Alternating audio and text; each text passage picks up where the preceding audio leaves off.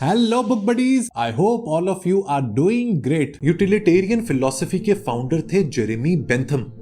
लेकिन इस फिलॉसफी को सही मानों में पॉपुलराइज किया, मशहूर किया एक जबरदस्त और रिमार्केबल फिलॉसफर ने, जिनका नाम था जॉन स्टुअर्ट मिल।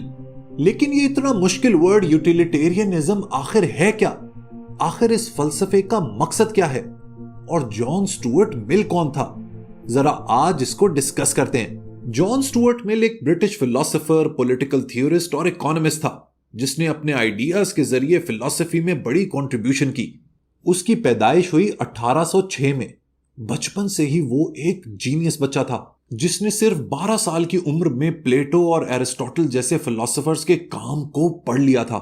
ऐसा करने में उसके बाप का भी बहुत इंपॉर्टेंट रोल था, क्योंकि वो एक बहुत ही सख्त डिसिप्लिनेरियन था और एजुकेशन को लेकर वो बहुत ही पैशनेट था। उसको लगता था कि यंग माइंड्स को तालीम के जरिए ही बेहतर बनाया जा सकता है, और ऐसा ही उसने अपने बेटे मिल के साथ किया। लेकिन मिल साहब एक रेबल थे। बड़े होकर ना सिर्फ उसने अपने बाप के आइडियाज को चैलेंज किया, बल्कि उस जमाने का जो कंटेम्प्रेरी विजडम था उसके ऊपर भी शदीद क्रिटिक किया। वो एक इंडिविजुअल की आजादी और लिबर्टी का चैंपियन बन गया, खवातीन के राइट्स के लिए आवाज उठाने लगा और एक सोशल रिफॉर्मर साबित हुआ। लेकिन फलसफे की दुनिया में उसने शोहरत पाई अपने यूटिलिटेरियनिज्म के कॉन्सेप्ट के ऊपर लिखे जाने वाले एसे से। जेरेमी बेंथम के आइडियाज को बुनियाद बनाते हुए उसने एक कॉम्प्रिहेंसिव थ्योरी ऑफ एथिक्स को तरतीब दिया, based on the principle of utility. लेकिन आखिर ये प्रिंसिपल ऑफ यूटिलिटी क्या है? देखें, बहुत ही सिंपल और सादा जबान में इसका मतलब यह है कि कोई भी एक्शन, कोई भी अमल सही है या नहीं, इसका डिसीजन होगा उस एक्शन के कॉन्सिक्वेंसेस पर। यानी कि अगर किसी भी एक्शन का नतीजा अच्छा है, तो चाहे वो कोई भी अमल हो, किसी भी तरीके से किया गया हो, वो एक गुड एक्शन कहलाएगा। इसके लिए अंग्रेजी जबान में एक जबरदस्त एक्सप्रेशन का इस्तेमाल होता है, जो कि है the end justifies the means. यानी कि अगर एंड नतीजा अच्छा है, तो फिर आपने चाहे उस नतीजे तक पहुंचने के लिए कुछ भी काम किया हो, वो एक्शन दुरुस्त कहलाएगा। यूटिलिटेरियनिज्म का आइडिया ये कहता है कि बेस्ट कोर्स ऑफ एक्शन वही है जिससे मैक्सिमम लोगों की हैप्पीनेस और वेलबींग में इजाफा हो सके। देखिए, मिल का ये जो यूटिलिटेरियनिज्म का फलसफा है ना, इसके कोर में आइडिया ये है कि इंसान की जिंदगी का अल्टीमेट गोल है हैप्पीनेस, यानी खुशी हासिल करना। लिहाजा हमें एक ऐसी सोसाइटी क्रिएट करनी चाहिए जिसमें मैक्सिमम लोग खुश हो सकें, फ्लरिश कर सकें और ग्रो कर सकें। देखने में और सुनने में तो एक बेहतरीन आइडिया लगता है, लेकिन यूटिलिटेरियनिज्म के इस आइडिया के अंदर बेतहाशा फ्लॉज और ऑब्जेक्शंस मौजूद हैं। लेकिन मिल इतना जीनियस दिमाग था, इतना रिगरस थिंकर था, कि इससे पहले कि लोग उसके इस फलसफे के परखच्चे उड़ाते, उसके ऊपर रूथलेस किस्म का एतराज करते, उसने खुद अपने इन आइडियाज को एक स्ट्रिंजेंट यानी कि एक सख्त किस्म के टेस्ट से गुजारा। मसलन उसका आर्गुमेंट यह था कि प्रिंसिपल ऑफ यूटिलिटी का यह मकसद नहीं कि बंदा सेल्फिश हो जाए, सेल्फ इंडल्जेंट हो जाए और सिर्फ उन कॉन्सिक्वेंसेस को कंसिडर करे जो उसके पर्सनल फायदे के लिए हो। इनफैक्ट मिल का कहना था कि प्रिंसिपल ऑफ यूटिलिटी का कोर आइडिया यह है कि the greatest good for the greatest number of people, यानी कि काम वही सही है जिससे मैक्सिमम यानी मेजॉरिटी लोगों की वेलबींग क्रिएट की जा सके। जॉन स्टुअर्ट मिल ने एक और कमाल की बात कही, which is one of my personal favourites. उसने कहा कि इंसान की जिंदगी में हर किस्म का प्लेजर एक जैसा नहीं होता। उसकी जिंदगी में कुछ ऐसी जॉयस, कुछ ऐसी हैप्पीनेस होती है जो बाकियों से मुख्तलिफ और सुपीरियर होती है, जैसे कि the Joy of learning, reading, creativity and the thrill of accomplishment. ये इंसान के बॉडीली प्लेजर से कई गुना ज्यादा फुलफिलिंग है। लिहाजा एक एथिकल सोसाइटी वो है जहां पर इंडिविजुअल्स को इसी किस्म के हायर प्लेजर्स को हासिल करने का बराबर मौका दिया जाए, तो चाहे उनकी क्लास या बैकग्राउंड कुछ भी हो। अब जरा मिल के इस फलसफे की गहराई में जाते हैं। देखें, ये जो यूटिलिटेरियनिज्म का कॉन्सेप्ट है ना, इसके पीछे एक बहुत ही डिसेप्टिवली सिंपल आइडिया है। वो आइडिया ये है कि कोई भी एक्शन कितना सही है ये डिपेंड करता है कि उस एक्शन से कितनी मिकदार में खुशी यानी हैप्पीनेस प्रोड्यूस होती है। The rightness of any action depends on the amount of happiness it produces. ये स्टेटमेंट इस प्लेजर प्रिंसिपल का एसेंस है। मिल के मुताबिक पेन और प्लेजर यानी कि दुख और सुख किसी भी चीज को समझने के लिए कि वो गुड है या बैड एक बेहतरीन इंडिकेटर है। उसका आर्गुमेंट यह था कि हर इंसान नेचुरली पेन को अवॉइड करता है और प्लेजर के पीछे भागता है। लिहाजा ये जो इंसान का इंपल्स है ना, ये किसी भी मॉरल डिसीजन मेकिंग के लिए एक बेहतरीन गाइड साबित हो सकता है। मिल ने कहा कि जब भी आपके पास किसी भी इशू को लेकर दो एक्शंस की चॉइस हो तो हमेशा आपने वो एक्शन परफॉर्म करना है जिससे मैक्सिमम लोगों की खुशी में इजाफा हो सके। लेकिन दोस्तों, यहां पर एक $1 मिलियन सवाल यह है कि मिल जिस हैप्पीनेस की बात कर रहा है, जिस खुशी के बारे में जिक्र कर रहा है, आखिर इस हैप्पीनेस का मतलब क्या है? अब दोस्तों, मैं आपसे बड़ी गहरी बात करने वाला हूं, इसे गौर से सुनिएगा। जॉन स्टुअर्ट मिल के मुताबिक हैप्पीनेस उस फीलिंग का नाम नहीं है जो बहुत जल्दी खत्म हो जाती है, आपको थोड़ी सी देर के लिए कंटेंटमेंट और सेटिस्फैक्शन देती है एंड देन इट फिजल्स अवे। बल्कि जिंदगी में इंसान खुश तब होता है, हैप्पी तब होता है जब उसकी जिंदगी से कोई मकसद, कोई पर्पस अटैच्ड होता है। वो इस बात को भी एक्सेप्ट करता है कि इंसान की जिंदगी के मुख्तलिफ स्टेजेस में उसको अलग अलग चीजें खुशी प्रोवाइड करती हैं, लेकिन कुछ एक यूनिवर्सल इंग्रेडिएंट्स हैं जो हर तरह की हैप्पीनेस में कॉमन होते हैं। मसलन इंसान की जो जिनसी ख्वाहिशात होती हैं, जो सेक्सुअल प्लेजर्स होते हैं, वो बहुत ही थोड़े वक्त के लिए इंसान को मजा देते हैं, जॉय देते हैं, एक इंस्टेंट ग्रेटिफिकेशन प्रोवाइड करते हैं। जबकि दूसरी तरफ जब इंसान की जिंदगी में एक इंटेलेक्चुअल परसूट होता है, एक आर्टिस्टिक एप्रिसिएशन होती है, एक तहरीक होती है, एक तहकीक होती है, दूसरों की हेल्प करने का जज्बा होता है, तो मिल के मुताबिक ये हायर ऑर्डर प्लेजर्स हैं जो हर सूरत में इंसान को लॉन्ग टर्म हैप्पीनेस प्रोवाइड करते हैं। इस आइडिया की बड़ी जबरदस्त इंप्लीकेशंस हैं एथिक्स में और डिसीजन मेकिंग में। इससे यह बात साबित होती है कि प्रिंसिपल ऑफ यूटिलिटी का सिर्फ यह मकसद नहीं कि लोगों के प्लेजर को मैक्सिमाइज किया जाए, बल्कि असल इंपॉर्टेंट बात यह है कि higher order pleasures of life को परसू किया जाए, जिसमें वर्च्यू हो, क्रिएटिविटी हो और सोशल एंगेजमेंट हो। मिल इस बात को भी एक्नॉलेज करता है कि हैप्पीनेस को मेजर करना आसान नहीं, क्योंकि इसमें बहुत ज्यादा सब्जेक्टिविटी है। लेकिन फिर भी आप किसी भी एक्शन के कॉन्सिक्वेंसेस को सामने रखकर उस हैप्पीनेस को मेजर कर सकते हैं। परेशान न होएं, इसके लिए एक बहुत ही आसान एग्जांपल मैं आपको दे देता हूं। समझे आपके पास 2 जॉब ऑफर्स हैं, एक में आपकी सैलरी है 1 लाख रुपए और दूसरी में है सिर्फ 60,000। जो लाख रुपए वाली जॉब है उससे आपके सारे खर्चे बआसानी निकल आएंगे और आप बहुत ज्यादा सेव भी कर लेंगे।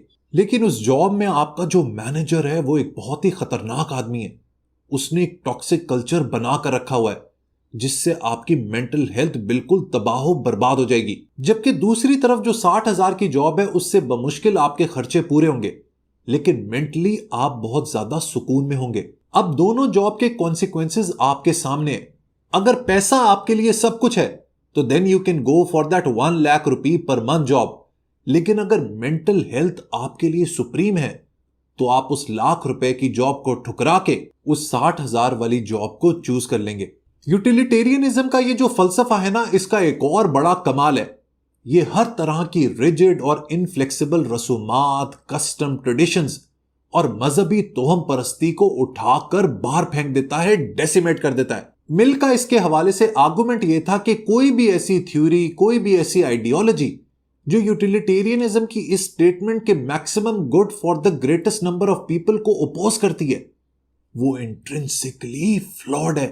मसलन कुछ सोसाइटीज में आज भी उमरा को यानी कि अमीर लोगों को, एरिस्टोक्रेट्स को सुपीरियर समझा जाता है। इस हद तक कहा जाता है कि they have divine right to rule. Utilitarianism हर इस तरह के बिलीफ सिस्टम को इरैशनल एंड अगेंस्ट लाइफ समझता है। लिहाजा आप किसी हद तक कह सकते हैं कि यूटिलिटेरियनिज्म काफी डेमोक्रेटिक यानी कि जमहूरी है। इस फलसफे की एक और बात बहुत ही गहरी और फैसिनेटिंग है। मिल का कहना था कि जब आप फियर यानी डर को मॉरल बिहेवियर के लिए एक मोटिवेटर यूज करते हैं, वहीं से काम खराब होना शुरू होता है। इसमें वो डर भी शामिल है जो आपकी सोसाइटी, आपके आसपास के लोग बचपन से आपके दिल में डाल देते हैं आफ्टर लाइफ के हवाले से, यानी कि मरने के बाद क्या होगा। मसलन कब्र का अजाब, अच्छे काम नहीं करोगे तो तुम्हारे साथ ये हो जाएगा, वो हो जाएगा। मिल का कहना था कि जब भी आप किसी भी सिस्टम की बुनियाद डर को बनाएंगे ना, तो वो सिस्टम हमेशा अनस्टेबल रहेगा, अनरिलायबल रहेगा, डगमगाता रहेगा। वो लॉन्ग टर्म कभी भी कामयाब नहीं हो पाएगा।